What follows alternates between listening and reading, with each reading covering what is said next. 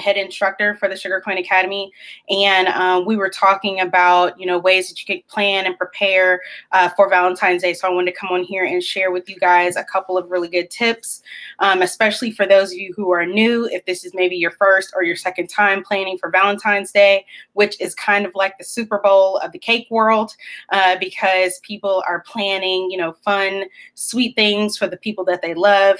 And there's different ways that you can go about planning it, but I want you to be efficient with your planning, because at the end of the day, I don't want you to waste any time, because time is money. I don't want you to waste any product. I don't want you to go overboard, and that's really easy to do, especially if you are new in the industry. Okay, so leave a comment in the chat to let me know where you're from. Let me know, what are some things that you are hoping to learn tonight. I had a friend who messaged me a little while ago on Instagram. If you're not following the Instagram page, make sure you follow sweet_fest.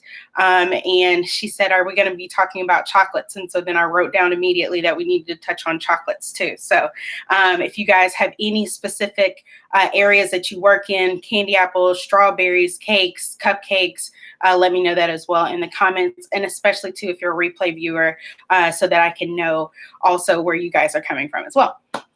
So the first thing that I wanted to make sure that you guys understood is that you definitely want to make sure that you are mindful of your time. If you've watched any of the videos or been in any trainings that are related to pricing, then you know that your labor, I will talk about this all the time, your labor is the most valuable resource that you have.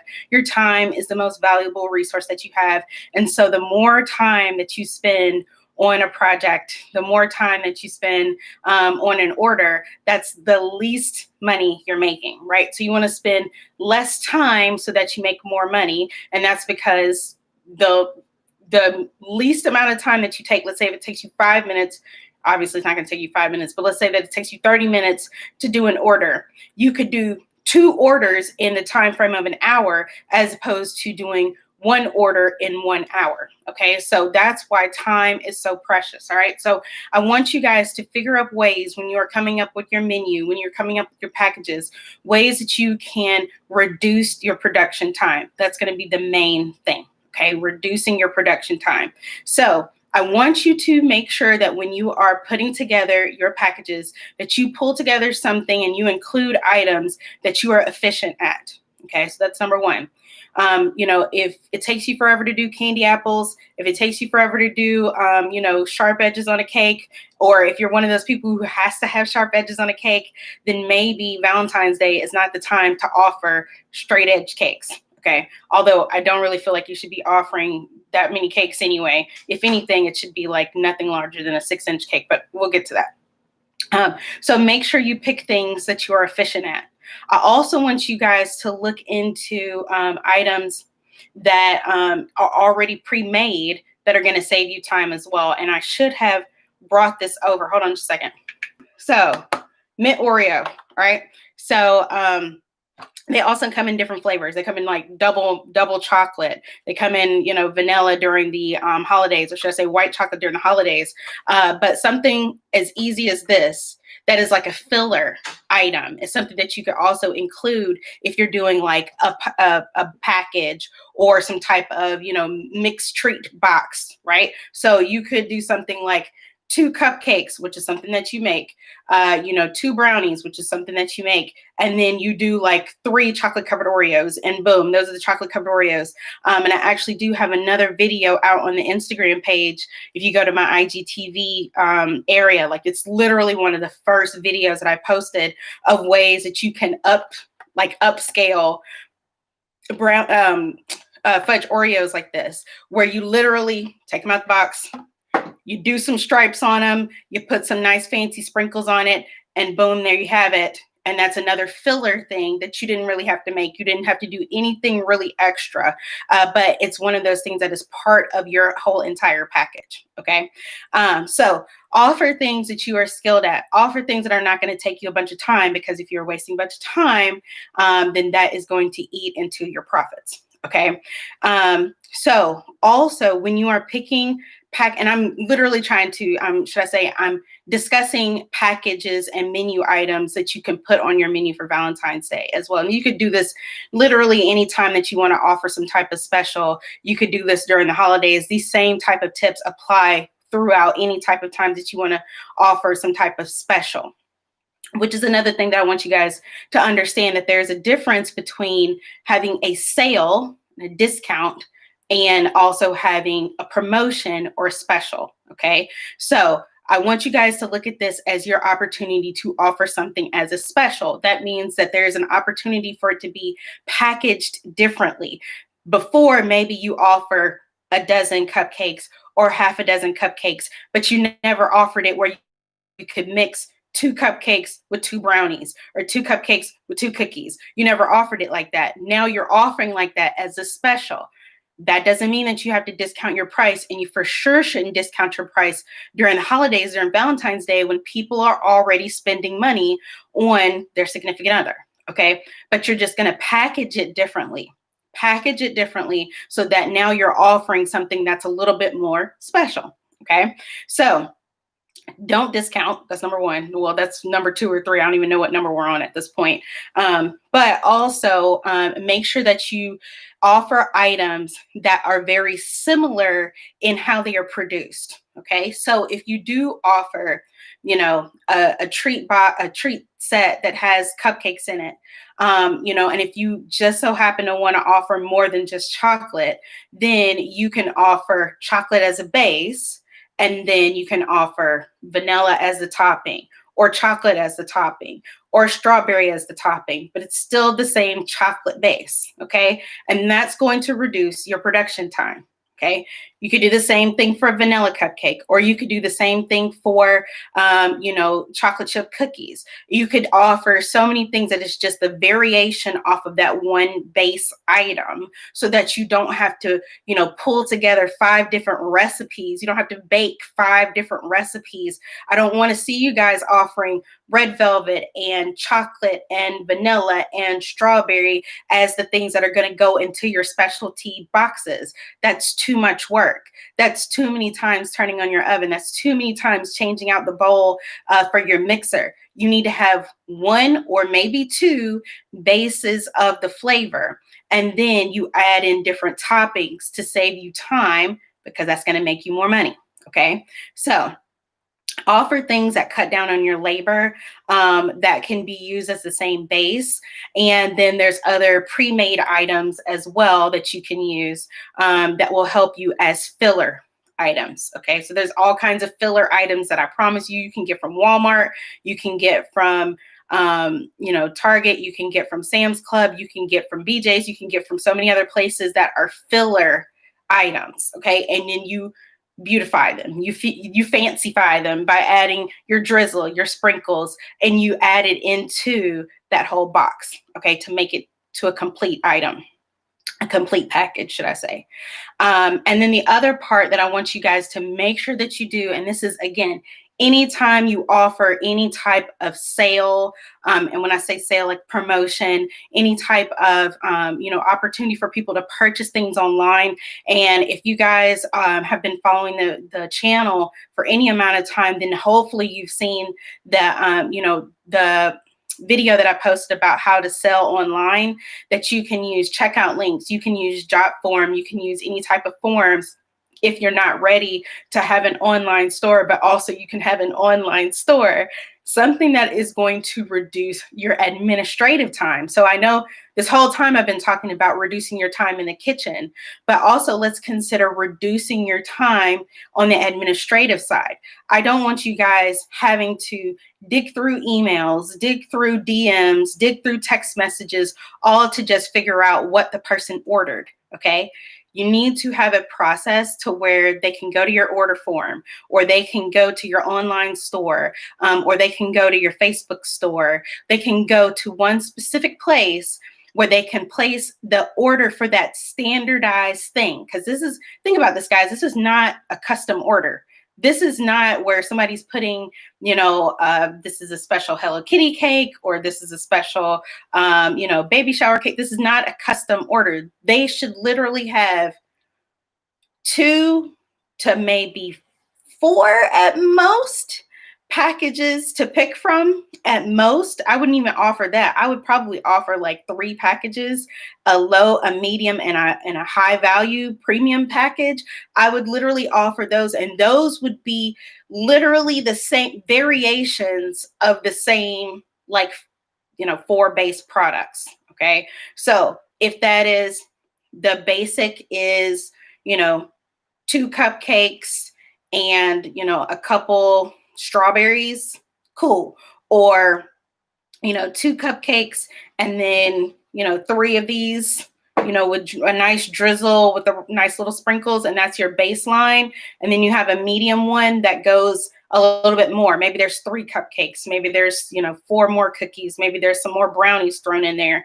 And then there's another premium line that maybe has like, some flowers included or something like that. Right. Okay. So, and I hope you guys see the point I'm trying to make is that I'm not offering, 3 different items in this box, a whole nother 3 different items in this box, and a whole nother 3 different items in this box. These are all still the same basic ones. And then you're just adding on pieces that also don't take you a ton of time to do. Okay, so just to recap before I open it up for Q&A, because I do want to offer this as a Q. I want to have a discussion with you guys. I want you to make sure that you focus on things that you are efficient at. Okay, if you're not efficient at making candy apples, if you're not efficient at dipping strawberries, don't feel like you need to do them just because it feels like that's the thing to do. If you're efficient at macaroons, make macaroons. If you're efficient at cupcakes, do cupcakes, and then try to focus on bases that are similar so that you can reduce your production time. Okay, so a base of chocolate cupcake with different toppings, or a base of vanilla with different toppings, or a base with strawberry. Shoot, you could even almost do like, a vanilla base and then add in a pink dye. And then you can do, it's still the same base, but you're going to just whip it up a little bit different once you get to the end of the base. So you could even do something like that, but at the end of the day, it's still the same base, right? Okay. Also, I want you to cut down on your labor by offering filler items that don't take as much production time, such as pre-made cookies, such as other items, even candy that you can get from, one of the big box stores like a Sam's Club or something like that. It could be that there's other like holiday candy that's in there, some Kisses or some Dove's chocolate or something like that are just filler items, but still make the box look a lot more presentable and feels like you're getting more for your money as well. And then also, don't forget that you don't need to offer discounts. Okay. Don't feel like you need to offer discounts just because it's the holidays. People are spending money regardless. They want to support local. Also, do a campaign about how they can support your local baker. So at the end of the day, make sure that you are being mindful of your pricing and don't feel like you need to undercut yourself. These are specials. These are not discounted items, okay? And then also, let me back up. And then these are specials because there are things that are offered differently than how they are before. If you've offered them as, 6-pack cupcakes, now you're not offering 6-pack cupcakes. People can get just 2, and then you offer filler items that go with that package of 2. Okay. And then the other part is to make sure that you make the buying process easy, which I know you guys have heard me say over and over again, and make the buying process easy to cut down on your administrative time, which is going to reduce your labor and increase your profits. Okay. So that being said, use an order form, use, a checkout link through PayPal or Square. Set up a Shopify store temporarily, set up a Square store temporarily, set up something to where you're not trying to go all over the place, figuring out through text messages and DMs who ordered what and what you should be getting to them and when they're going to pick up and all the other kind of stuff. There should be one place for them to go that is organized, that will keep you organized so that you can focus on popping orders out and putting money in your bank account. Okay. Cool. Okay, let me jump in also one more thing before I go into the Q&A, because those are the points that I had. Another thing is, inevitably, every year I see somebody post something about Godiva and about how people are paying $50, $60 for Godiva strawberries and how you guys don't want to pay the $30 for my strawberries and all this kind of stuff. I always see frustrated posts around the same time of year because Godiva is this premium brand, and they're able to charge XYZ for their strawberries, and people are complaining about how much our strawberries cost. So I do want to level set that when it comes to Godiva, you also have to think about the brand that they have built for themselves and how they can command that type of, price range because of the brand that they've built for themselves. Also because of the quality of the products that they use. I'm not saying that you're not using quality products. You probably are using quality products, but if you're using candy melts versus couverture chocolate, there's a difference. Okay, so there's luxury chocolate that Godiva uses that a lot of home bakers aren't using. Now, if you are using, couverture and you're tempering your chocolate and you're going above and beyond, then maybe you should be able to charge, $50 or $60 or whatever it is you want to charge for your strawberries. But I want us to all level set because I know for sure that the strawberries that I'm making at home are not going to be the same as the strawberries that Godiva is making at home. Now, if you feel like the quality of your work is there, then by all means set it to that point, but also don't get frustrated when you try to set your strawberries at $50 because Godiva has it at $50 and nobody wants to pay for it. You need to have the receipts to back it up. Okay, cool. All right, so I'm gonna check the comments to figure, to see if there's any questions. If you are watching the replay, please also leave your questions in the comments as well, and I'll come back through and respond to them when I see them. Okay. What were those sites again for selling online with forms? That's awesome, LaShonda. That's a great question. And so I will also leave these in the description once we end this and once it's posted. But Jotform, that's JOTFORM, jotform.com is the one site that I use for like all of my order forms. Any type of form that I've ever used has always been on Jotform. I love Jotform because you can integrate it with PayPal, Stripe, and Square.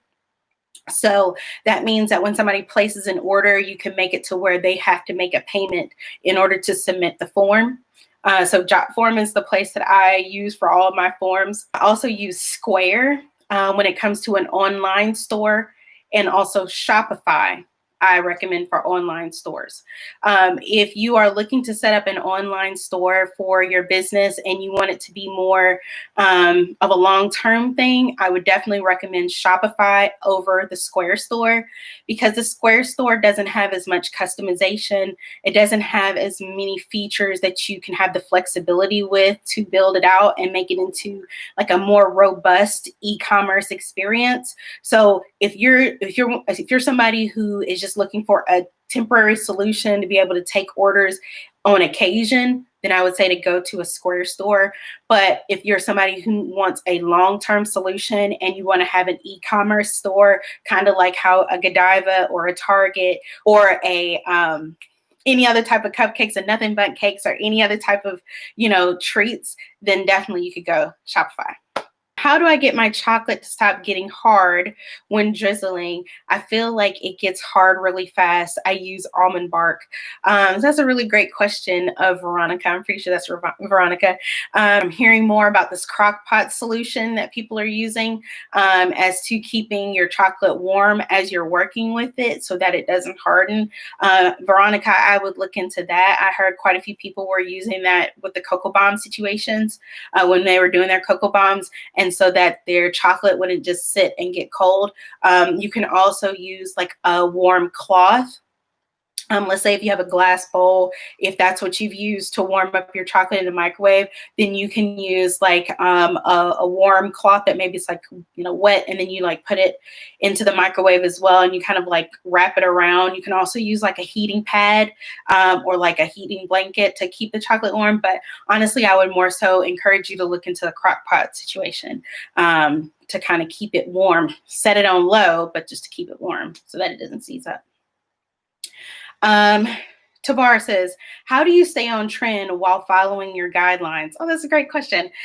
So I think when it comes to trends, it's a fine line when it comes to trends, right? Because you don't necessarily want your customers to drive what you do in your business, but at the same time, you also want to listen to what people are looking for. And then also, with having an online business, you want to make sure that you are getting the best reach. So I know, when the Cocoa Bomb craze really hit, I did encourage folks in the Sugar Coin Academy to look into doing the Cocoa Bombs because it's very Instagrammable, because, the pictures and videos are very spot on, and it is, a fairly simple process to make Cocoa Bombs. So I would say that if you see a trend that meets within what you do, then I would definitely say to look into it. And of course, the way I stay on trends is to just keep my ears to the streets. I pay attention to some, you got to follow some of the larger pages on Instagram because they will basically showcase whatever that trend is, and you'll see it. It'll all of a sudden start showing up in your feed. If you are on Instagram, if you're on Facebook, if you're in Facebook groups, then that's how you're going to be able to know what's on trend. And then you need to, at that point, you decide, can I fit this within my brand? Not to say, just because there's a trend, I should do it. No, if your whole thing is macaroons, then stay with macaroons. Like, that doesn't mean you have to do Cocoa Bombs. But if you're interested in doing Cocoa Bombs, then maybe you offer it as a specialty thing. So I don't know if that answered your question, but I hope it helped. It says, I had a problem with my chocolate not getting hard even after being in the refrigerator overnight.